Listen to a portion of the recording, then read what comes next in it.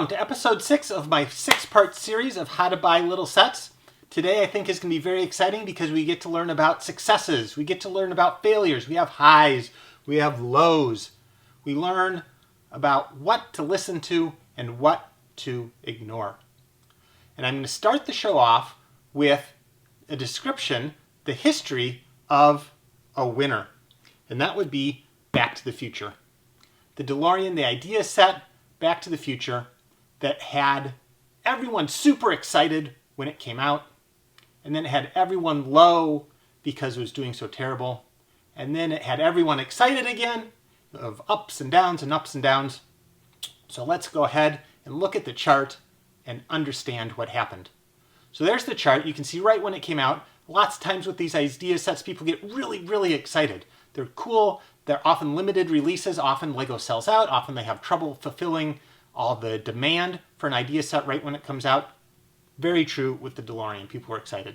But then as time went on, people got less excited about it. People started complaining about the design. It wasn't a great design. It started being discounted and sitting at $28, 20% off forever.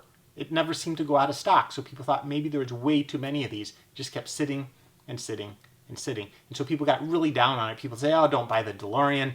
It's a worthless set. It's never going to do anything. Don't buy it, don't buy it, don't buy it. But then a very interesting thing happened in December of 2014, right when it was starting to really show its age. And that was on Amazon, which is sort of a unique marketplace in that it has a retail outlet and a secondary market outlet all combined into one. The DeLorean went out of stock. And what happened? It then jumps to the third-party sellers. And those third-party sellers had the price of the DeLorean in the 40s, but those sold. And then it went up into the 50s. And then Amazon got it back in stock. And when it came back in stock, it came back at $28. And then it would go out of stock again. And then it would jump to $50. And then it would come back in stock at $35. Then it'd go out and in and out. And one time it jumped in at $25, one time, right? So I started looking at this, and I had collected a bunch of the DeLoreans already. But I started seeing this where it was at $28 when it was in stock and $50 when it was out of stock. And that seemed like a really big difference. So I said, you know what? I think there is going to be demand for this set. So I started buying. Every time it came in stock, I kept buying it every time until in January when it was officially done. And then look what happened. Everyone was super down on this set, said it was an awful set. And then within a year, it was well over $100. So a set that everyone hated, that was used as a derogatory term, was suddenly at $100, right? You can't listen to what people tell you. You got to pay attention to the signs, what history and what the data is showing you. And that, of course, brings us to the second part of this tale, which is about Exosuit. Does this get anyone a little depressed? If it is, then I know you're a veteran. So the Exosuit, same thing. People were really excited about the Exosuit. So excited, so hyped up. I was hyped up. Limited, maybe it was going to be a limited production, right? Everyone thought it was a really good design. It had a green space guy. Who's ever heard of a green space guy? Very unique. In fact, I went back and looked at my purchase data, and I was a little embarrassed to say that when Target had this at $38, $3 over retail, I was buying them at $38. A little crazy. Anyway, so everyone loved the set. Buy it. Did you listen to them? If you would have listened to them, look at the graph. You can still buy this set 2 years after it's retired for less than retail. Was that good advice? No, that was not good advice. That was terrible advice. Don't listen to what people tell you. I have a few other examples out here. So one of the other things that people think there's way too much of are superhero sets. There are way too many superhero sets out there, right? They're just run-of-the-mill, sort of like Star Wars sets. There are just too many of them. Too many minifigures, too many different crazy things that, crazy. So one of the superhero sets that was out, Loki's Cosmic Cube Escape, I don't have it here because I thought it was terrible. It had a Loki in it, millions of Lokis. It had an Iron Man in it, millions of Iron Men. It had Hawkeye in it, not so many Hawkeyes, but nothing special, in a truck that didn't even exist in the movie for the Avengers movie that it was in. $20 set. I passed on them at 14 all the time because I just thought it was not a good set. It was a bad set. If anyone had asked me, should I buy Loki's Cosmic Cube Escape at 14? I would have said, no. Look what happened. Again, 1 year later, within a year, look at the price spike. Over $40 for Loki's Cosmic Cube Escape. Since then, it's sort of tapered off a little bit. But a set I would have told you not to buy, a set that I said is just a run-of-the-mill whatever, would have been a great investment. And I completely passed on it. Don't listen to what I tell you. All right, what's another example? Well, I have another example out here. How about this one? Run-of-the-mill superhero set. People would tell you not to buy it. I kind of liked it because it had, this gorilla guy in it, even though I had no idea who he was. It had a good number of characters. And is routinely available at $35, which wasn't a huge discount, but reasonable enough. So I said, you know what? I like this set. I'm going to buy it. Everyone else would probably tell you don't buy it. Well, look at the graph of Gorilla Grodd. Well, not too spectacular, right? But at least it's made it above retail. That's pretty good, right? Better than the exosuit. But one thing this data doesn't have in it yet is that very recently, in just the last month on Amazon, this set has spiked and it's way up over $80, $82.95 on the Buy It box for this set.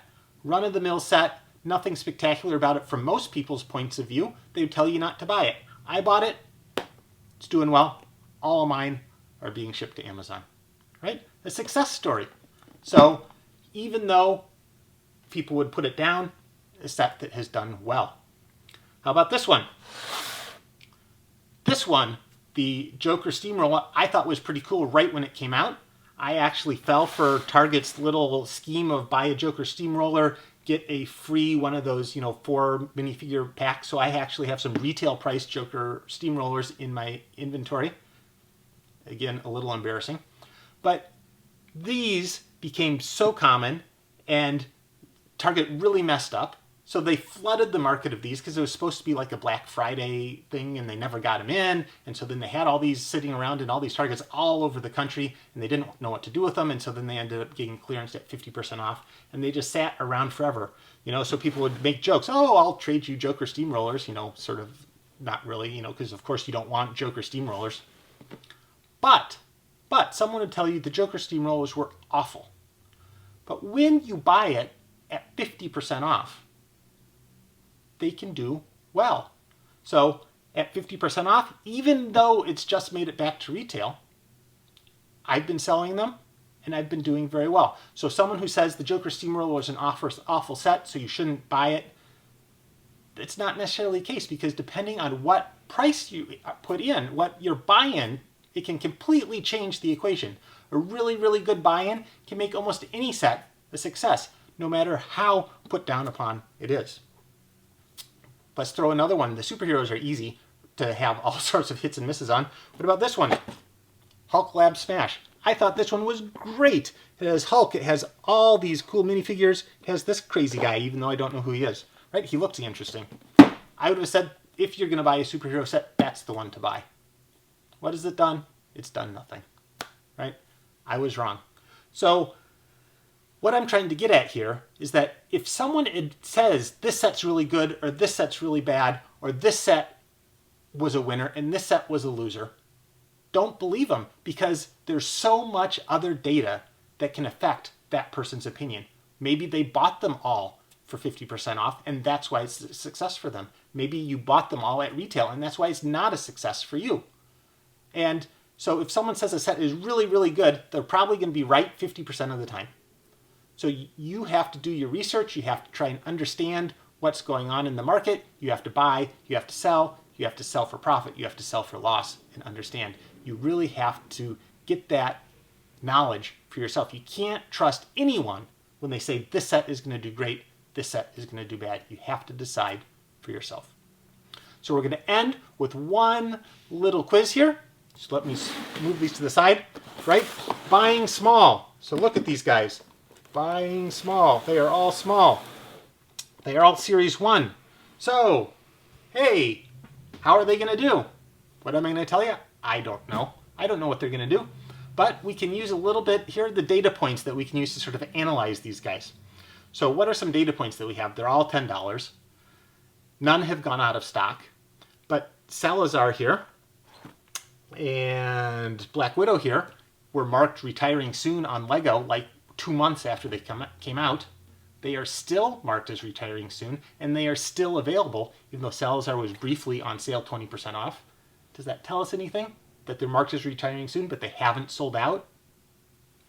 Maybe that's a bad sign.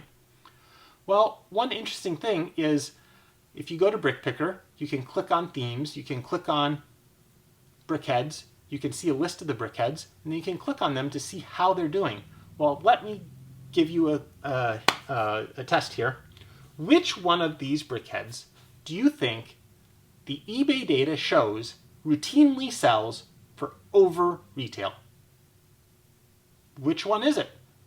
Now, historically, if we remember some of those graphs that I showed you, a lot of the sets that have done well have never fallen below retail in that eBay sales data. It didn't for Loki Cosmic Cube Escape. It didn't for the DeLorean. Both of those stayed over retail through their entire life on the shelf. So which one of these, so far, even though the data is really new, it's only been out a couple months, all right, have I given you enough time to think? The answer is the Beast. The Beast, by far, in the eBay data, has held the most value of any of them. So, let's check back in a year. Let's see how the brickheads have done. Here's my advice. If you're going to buy any, go heavy on the Beast. Until next time, Lego on.